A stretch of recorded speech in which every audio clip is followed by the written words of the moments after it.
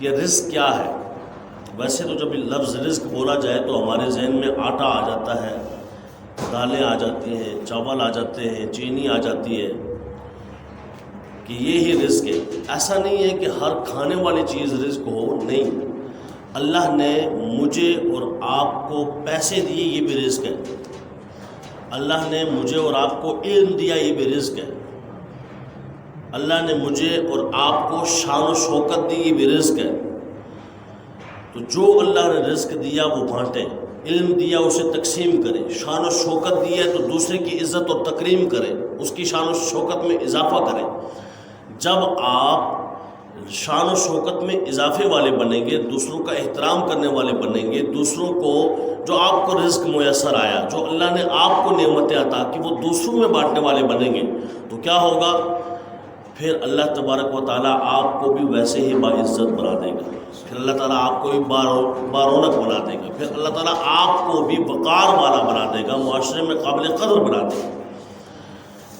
اسی طرح ایک رزق کا حصہ اس کے راستے میں مال کا خرچ کرنا یہ بھی ہے، چونکہ اس ماہ مقدس کو حضور علیہ السلام کا ماہ مقدس کہا جاتا ہے کہ جی حضور کا مہینہ ہے، حضور نے فرمایا یہ میرا مہینہ ہے اور رمضان اللہ کا مہینہ ہے۔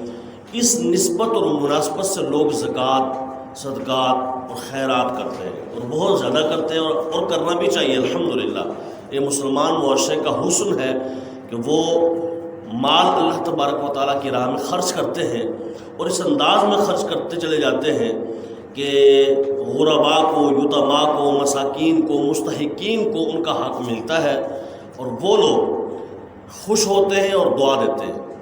یہ بہترین معاشرت ہے، اسلام کی بہترین ثقافت ہے کہ جس میں ایک دوسرے کا تعاون شامل حال رہتا ہے کہ ایک بندہ مستحق ہے اس کو زکوٰۃ دی جائے۔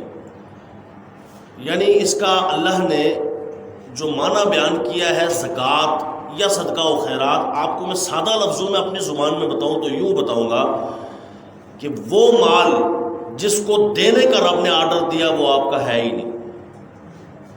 سادہ سا ترجمہ اس کا یہ ہے، جو اللہ فرماتا ہے نا یہ مستحق کو دو، تو مستحق کا مطلب ہے اس کا حق ہے، تمہارا حق تو ہے ہی نہیں، تم نے کیوں قبضہ جمایا ہوا ہے اس پہ۔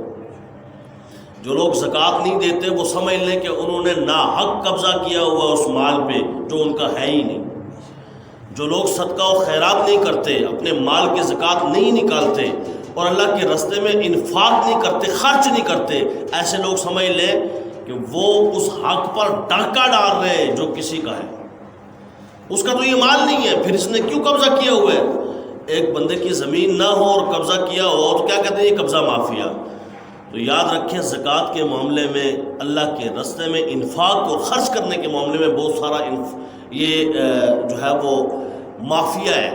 جو اللہ رب العالمین کی بارگاہ میں جو زکوٰۃ دینی تھی، جو صدقہ و خیرات کرنا تھا، جو اس کا حق نہیں تھا، اس پر ڈاکہ ڈال کے بیٹھے ہوئے ہیں، اس پر قبضہ جما کے بیٹھے ہوئے ہیں۔ اللہ تعالیٰ نے ان کو قبضہ مافیا نہیں بنایا، فرمایا یہ تمہارا قبضہ جو تم نے کیا ہوا یہ تمہارے ہاتھ کا ہے نہیں، یہ تمہارے مال کا ہے نہیں، اس کو نکالو، اس کو دو جس کا یہ حق ہے۔ سبحان اللہ، کتنی بہترین اللہ رب العالمین کا نظام ہے، کیسی ثقافت ہے اسلام کی، کیسی معاشرت ہے اسلام کی، کیسے معاملات ہیں اسلام کے کہ میں اور آپ جو اضافی مال رکھتے ہیں وہ ہمارا ہے ہی نہیں، وہ ان کا ہے جو مستحق ہے۔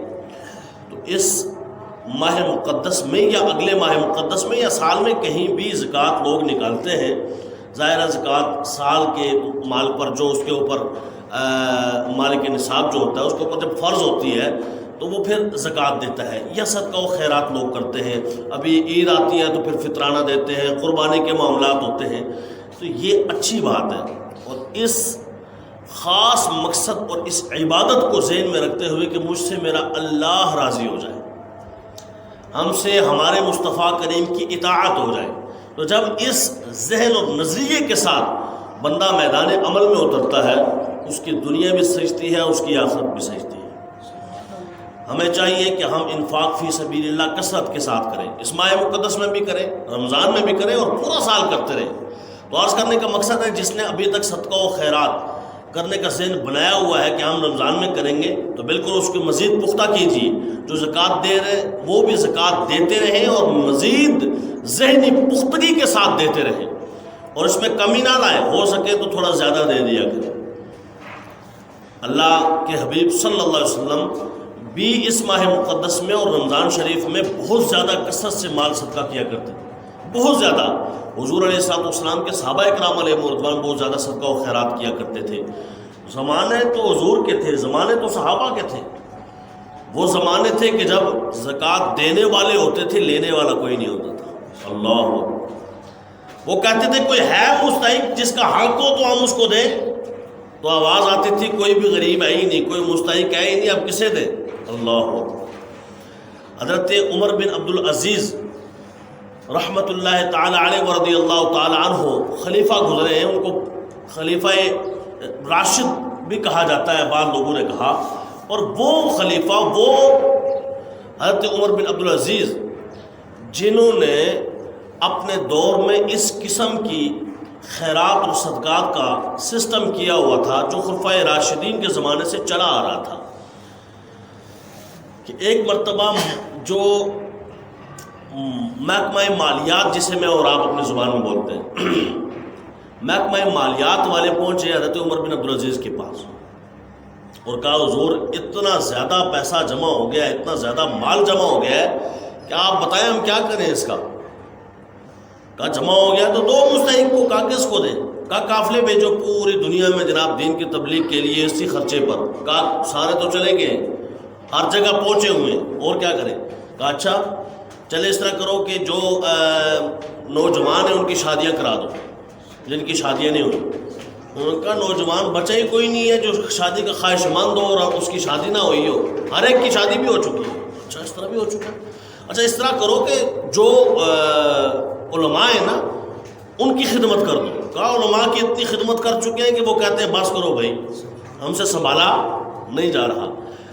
اچھا بہت ساری باتیں کرتے کرتے کرتے انہوں نے کہا سب کچھ ہو گیا ہے پھر بھی مال اتنا اضافی ہے کہ محکمہ مالیات کہتا ہے ہم سے بھی نہیں سنبھالا جا رہا. سبحان اللہ, زور سے سبحان اللہ کی آواز. یہ ہوتی ہے اصل حکومت.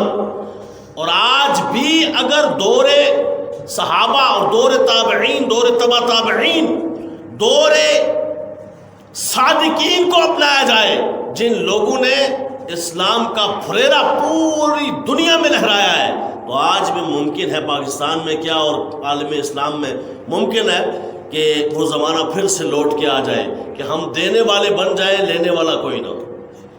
اب تو حالت یہ ہے کہ دینے والے نہیں ملتے اور مانگنے والے سو ملتے ہیں. اللہ اکبر. وہ زمانہ آپ کو بتا رہا ہوں, سوچے کیسا زمانہ ہوگا.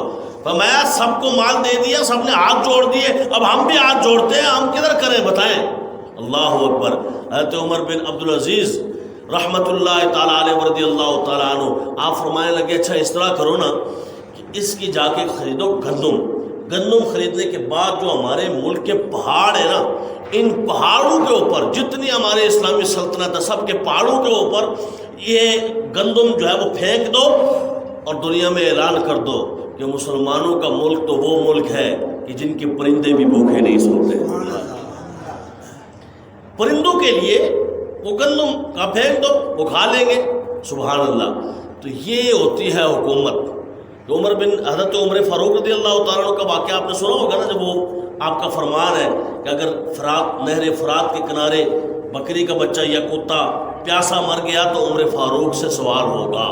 یعنی اپنے آپ کو اس کا بھی جواب دہندہ سمجھتے ہیں کہ اس سے سوال ہو سکتا ہے مجھ سے کہ کتا پیاسا کیوں مرا یا بکری کا بچہ پیاسا کیوں مرا. اور آج تو بندے مر جائیں, پیاسے مرے, بھوکے مرے, قتل کر دیے جائیں, کسی کو کوئی فکر نہیں, کوئی غم نہیں. مری میں بھی اسی طرح ایک قتل ہوا, ابھی پرسوں ترسوں کی بات ہے, رات کو قتل ہوا, صبح لوگوں نے لاش اٹھائی, کوئی کسی کے کانوں تک جوں تک نہیں رہیں گی بھئی کس نے قتل کیا, کیوں قتل کیا, بس بندہ تھا مر گیا, ٹھیک ہے, بندے آتے جاتے رہتے. یہ ہماری حالت ہوگی.